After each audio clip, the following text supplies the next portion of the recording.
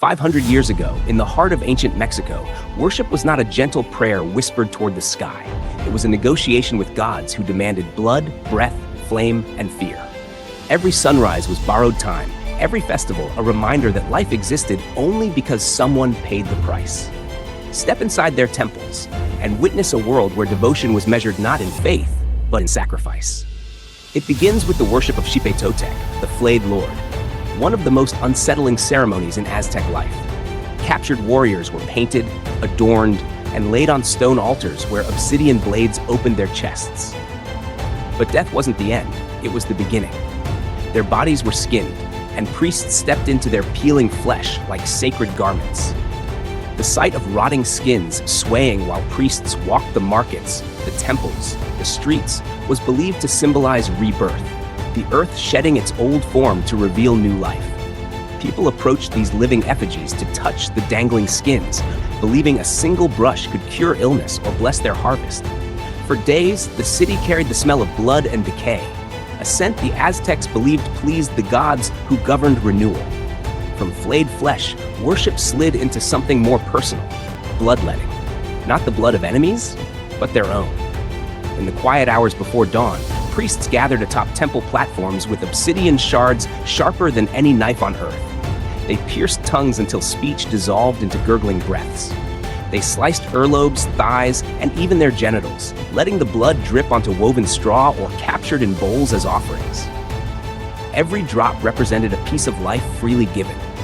They believed their gods had shed divine blood to create humanity, so humans shedding blood in return kept the cosmic debt balanced.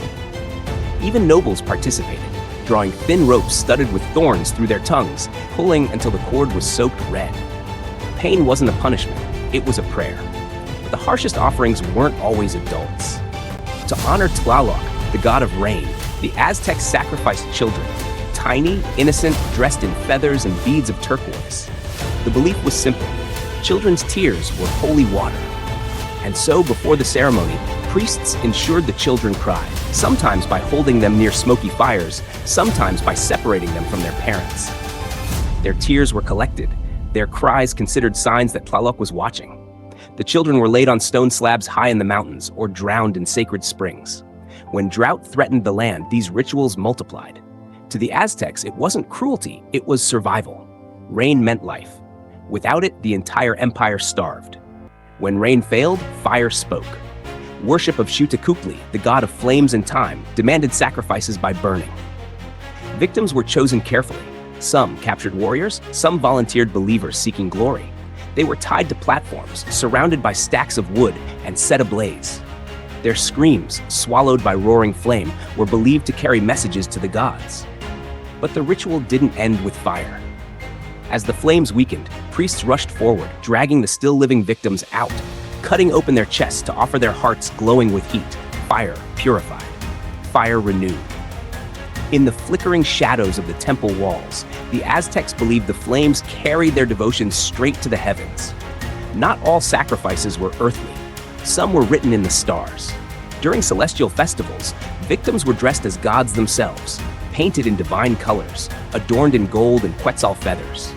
They were treated as living deities for days, fed the best foods, surrounded by dancers, serenaded with flutes. But honor had a price. As the appointed hour aligned with celestial signs, the living god walked calmly toward the temple steps. There, surrounded by chanting priests, he laid himself on the altar. The belief was simple. The universe required human hearts to keep the sun in motion. Without sacrifice, the cosmos stalled. Every heartbeat offered was fuel for the sky. From heavenly offerings, worship descended into the realm of beasts. Jaguar and eagle warriors, the elite of Aztec society, believed they channeled the spirits of predators. Rituals began before dawn, as warriors painted their skin with streaks of black for jaguars or brilliant yellow and white for eagles. They roared, hissed, and growled, mimicking the creatures whose strengths they embodied. Animal skins hung from their shoulders, claws crafted from obsidian tipped their fingers. These warriors didn't just fight, they performed ritual hunts in temple courtyards, chasing prisoners in circular arenas. Each captured enemy became an offering, proving the warrior carried the blessing of the animal god.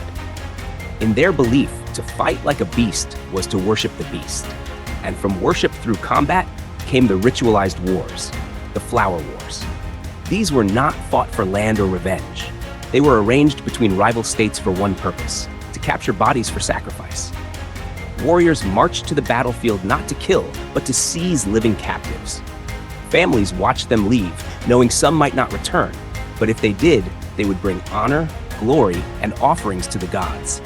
Entire regions participated in this tradition, believing warfare itself was a form of prayer.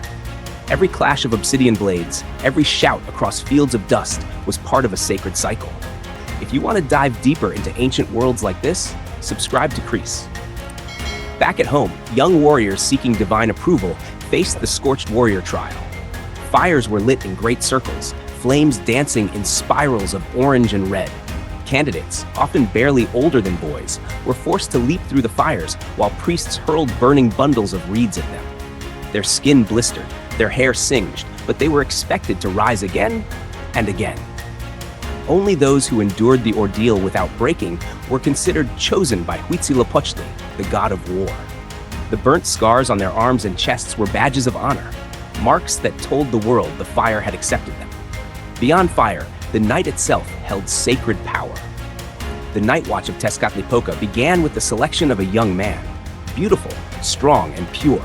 For an entire year, he lived as the god's embodiment, worshipped in the streets, greeted with flowers wherever he walked.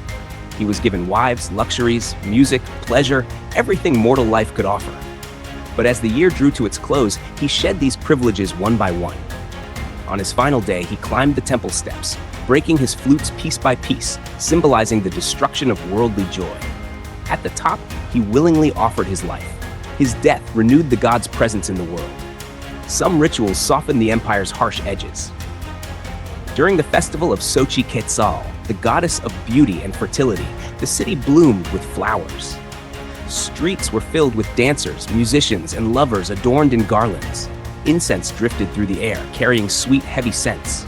Women painted their faces with delicate designs, men decorated their hair with blossoms, and children ran through flower-decorated plazas. It was a rare moment of tenderness, beauty offered not in blood, but in celebration. The goddess was believed to walk among the people, blessing marriages, births, and artistry. Yet even in beauty, pain lurked in devotion.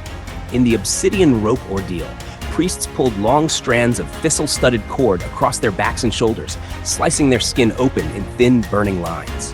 Some dragged the cords across their tongues or down their arms. Each pull represented a question, a plea, a request. They believed that through pain, the barrier between human and divine thinly opened. The blood that ran down their sides was the ink of their prayers. The air itself played a role in worship.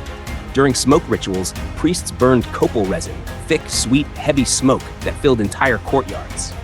The haze was so dense that faces vanished, outlines blurred, and shapes transformed. The Aztecs believed this smoke was a bridge between worlds. In its swirling patterns, they claimed to see gods forming and dissolving in the air. In those moments, everything, sound, sight, breath, felt suspended. And through it all, the empire's most iconic ritual echoed. Ullamaliztli, the sacred ball game. Played with a heavy rubber ball and stone rings set high on temple walls, the game reenacted the cosmic struggle between light and darkness. Warriors moved with breathtaking precision, using only hips and shoulders to strike the ball. Crowds roared as the game intensified, the players' bodies glistening with sweat under the sun.